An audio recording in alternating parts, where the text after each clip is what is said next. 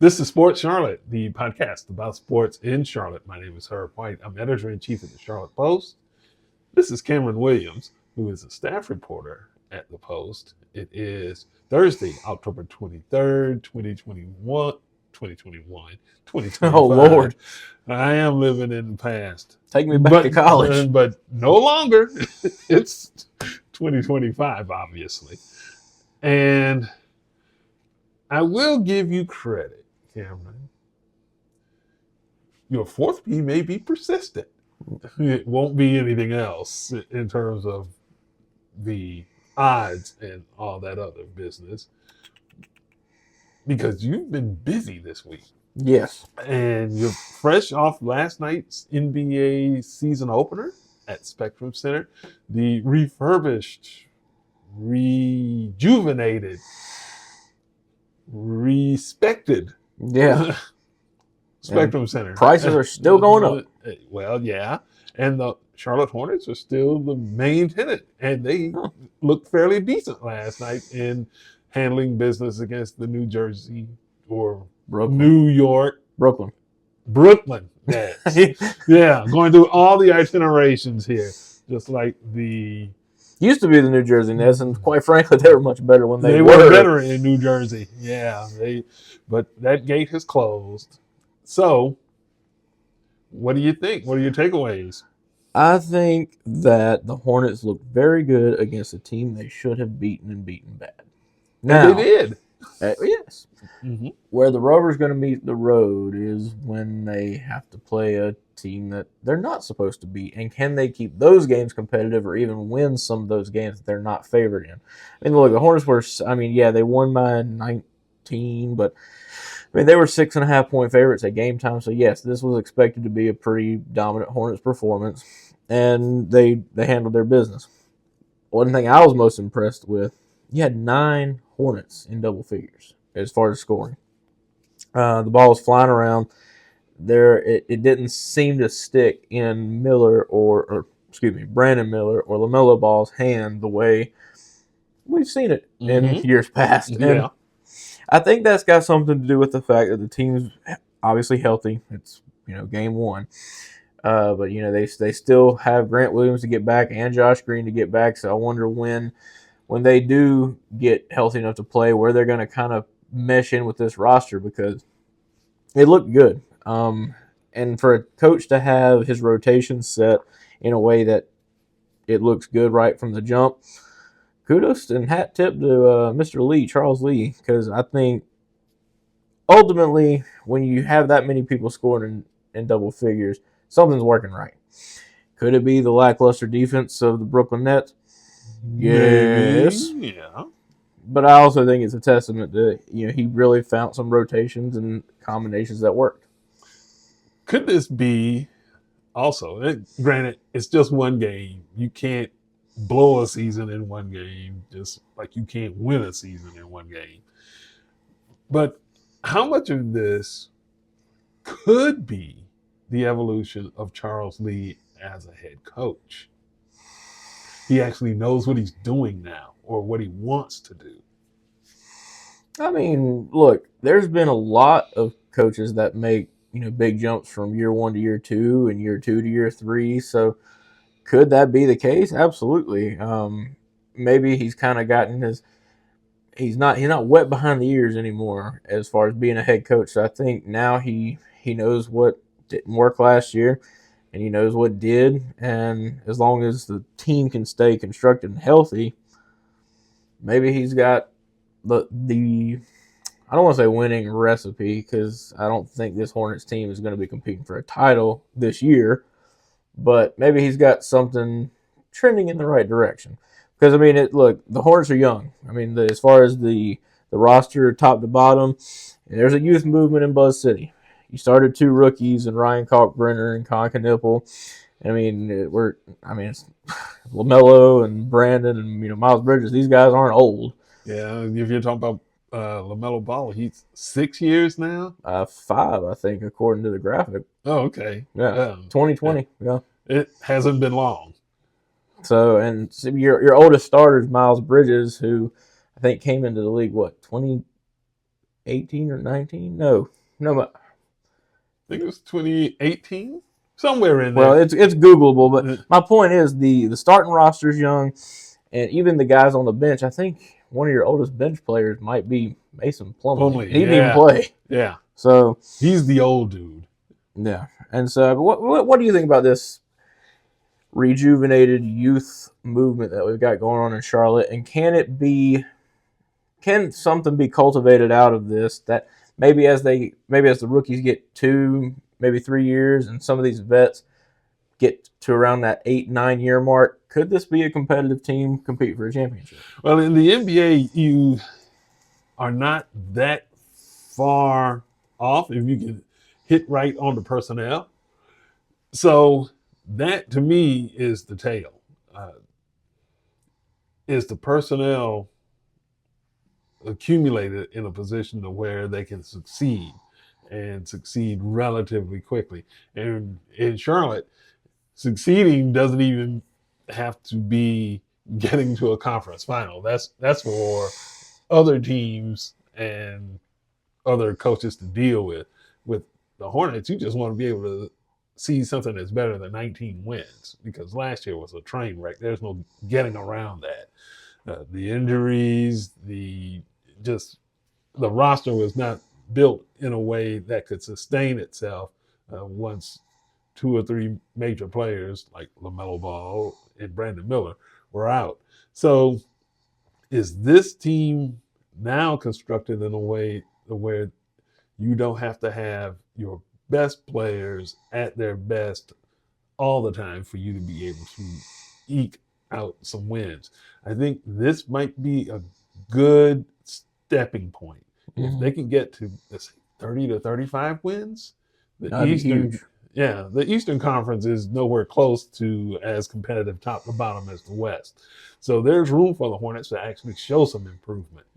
And if Charles Lee, as the head coach, is better than he was in his first year, I think that there's a lot of room for this team to actually show some improvement. So I wouldn't necessarily even be surprised if they can get to 30. 40, that might be a stretch. Yeah. But But 30, you think 30 is obtainable? yeah. No. I mean, one thing you mentioned in your what you said there, you don't have to have your best players all the time playing at their absolute best, and I think last night was a good example. LaMelo Ball, 20 points, 8 assists, 2 rebounds. I don't think by his standards, and I don't think by Coach Lee and the people around the Hornets organization standards, would say that that was his best game, considering he was a 26-7 guy last year, and we all know he can put up 30 in a hurry because he's done that. He loves shooting threes. Yeah.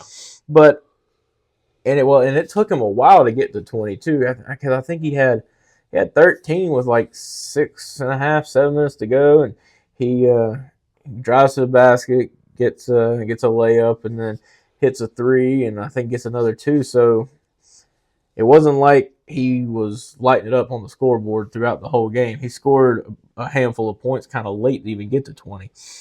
But I don't think the outcome was in question even when he was at 13. So I think your point was spot on as far as complementary pieces. Your Ryan Kalkbrenner double-double. Con Knipple with 11 points. Trey Mann with 15. T-John Salon, he was almost a sight for sore eyes because he seemed to come out of the gates a little, I don't know, not as what would be accustomed to expecting out of a top of the board draft pick, and at least in last season. But now came out with 10 points, had a plus minus of plus 12. Moussa Diabate with 13. So look, if the Hornets could continue to get bench production the way they did, they're going to be a tough team. Yeah. And to me, I think one of the misperceptions is that LaMelo Ball is sometimes greedy. No, he wants to pass.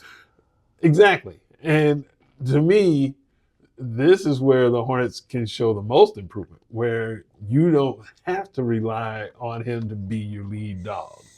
I think that it's still a team that is going to go as far as Brandon Miller takes them in a leadership and a scoring role.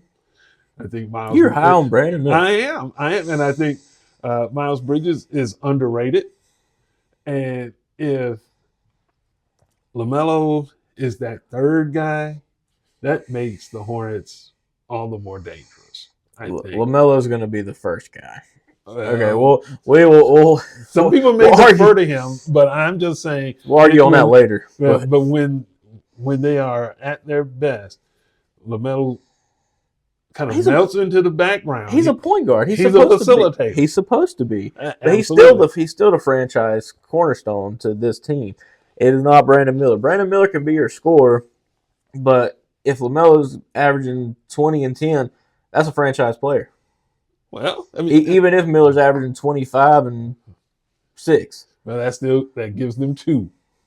LaMelo is the face of the Hornets. And I know that LaMelo, and we've had this conversation before, LaMelo ball is good for business because LaMelo excites folks with the passing and the shooting and all the other stuff. But he's a facilitator. He's more of a team first kind of guy. I don't think he really gets off on, I'm the leading scorer, make sure I have the ball. He's going to be ball dominant, but he's not necessarily geared to be scoring dominant. And that is what makes the Hornets better when he is in that role as opposed to, hey, LaMelo, you're going to have to throw in 40 for us tonight to even have a ghost of a chance. That's not a recipe for sustainability with this group. Yeah, I mean, I don't think that's really a recipe for sustainability with many other groups unless you're talking about maybe LA. Because, well, LA or maybe Milwaukee because, let's be real, I think guys like Luka Doncic or Giannis Antetokounmpo or even Victor Wembanyama in San Antonio, those are guys that if coach has said, hey, we need you to get 35 to 40 tonight, they can go out there and do that. LaMelo, he is a good enough scorer to where I think if you told him maybe we need 30 out of you, he could get that pretty confidently. If you're to a point in the year where you're needing 40 out of LaMelo because you got more injuries or just something happens, yeah, you're right. That's not going to be good for the Hornets. Yeah, and you can score 30, but is it an efficient 30? And if you have to jack up 35 shots to get 30 points. Well, he was 4 for 8 from 3 last night, 7 of 15 overall. He was 2 of 5 from the free throw line. The free throws were terrible. They were not so good. 23 of 33, and I'm just like, I mean, it left me scratching my head because I mean, you sat there and you left 10 points off the scoreboard. I mean, you can imagine 146 points for the Hornets. What? And they were pretty efficient with everything except for free throws. Yeah. It's amazing how they were highly efficient, highly organized, and I think that comes down to coaching. Mm-hmm. They took fairly good care of the ball for the most part, I guess. Although a lot of the turnovers came late. Yeah, when it was mop-up duty. And so I think that, again, New Jersey, New York, Brooklyn is not going to scare anybody. Shout out to Dr. J back in the day. Jason Kidd. Yeah. So I don't think that they're going to scare anybody. And, if that had been the Knicks, maybe that would be something to really get excited over because I think the Eastern Conference is going to go through Cleveland and New York and maybe Orlando coming up behind those two. Wait, who did you say before New York? Cleveland. Yeah, okay. Now, yeah, I thought you said Indiana for a second. I'm like, no, Indiana's without their best player all year, and Halliburton. No. Well, but still, a well-coached team that they might be heard from at some point. Without Halliburton in there with averaging 20 and 10, that team is not going to be nothing. Well, put a P on it. There's 81 games to prove it. Well, looking at the upcoming schedule, just in the next, say, week or so, Philadelphia, Washington, Miami, and Orlando. Everybody except Orlando. You think you'll go get Philly? I'm not sold on Philadelphia. Look, I know they beat a Jason Tatum-less Boston squad last night, and only by a point. But I mean, Maxey had 40. VJ He's a Edge, really good player. hey, Maxey's a dog. VJ Edgecombe had 34 in his rookie debut, the most in 66 years from a rookie. This team is good. But how far can they go if Joel Embiid isn't healthy and engaged? Did you see his highlights last night? No. Don't bother. I think his legs are cooked.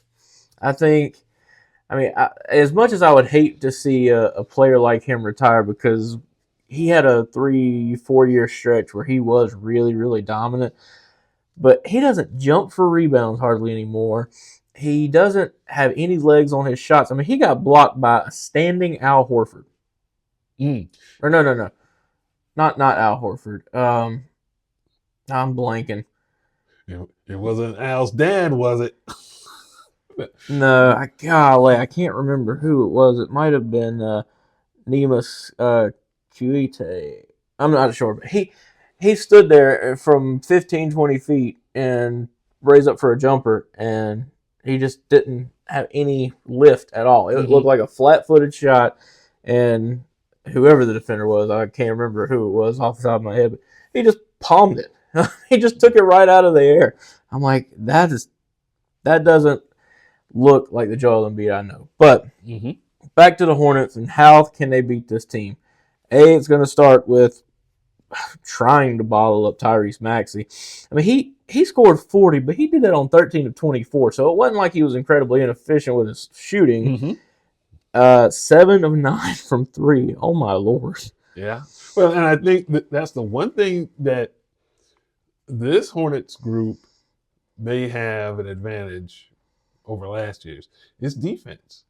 You have your rim protector now, and you can send literally waves of perimeter defenders at folks. So I think that in that instance, the Hornets, if they are engaged defensively, this will be a much better team than last year. I think Brandon Miller is a really good defender out on the wings. Miles Bridges can do some really good things as a defender. And again, when you're talking about that rim protector, Kalkbrenner is going to be fairly decent, I think. Kalkbrenner, you can't teach tall. Nope. What you can teach is how to get tall to jump. And anticipation, but if you look at Ryan's blocks last night, they were standing. It wasn't like he was having to jump for them.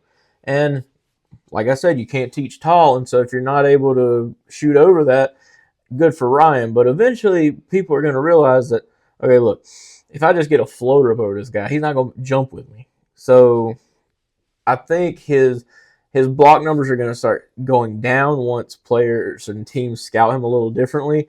And, I mean, don't drive right into a guy that's 7'1", 7'2", and try to get a layup over him. Pull up a little floater from 10 to 15 feet because he was playing so far back last night in the paint where I looked at one of the reporters sitting near me, and I was like, I wonder how long it's going to take for them to get him on a 3-second call just camping out in the lane. Lo and behold, 2 possessions later, 3 seconds on Kalkbrenner. I'm like, I knew it. And so he sags off of his guy. And so if you have any center that's got a 15 to 20-foot jumper, it could be a problem. Well, but then again, if you're talking about that mid-range, which is a lost art in basketball these days, although some folks are trying to bring it back. Yeah, but not if you're giving a guy 10 feet of space. Well, but even at that, we're going to find out how good his footwork is, if nothing else, because at some point you're going to have to come out there and challenge folks. So then are we talking about centers who are going to try to take him to the hole now? Claxton tried to do that several times last night. So it's all to be found out later. I mean, because if you're talking about the rookies, well, where's their ceiling? Or maybe even more important, where's their floor? Yeah.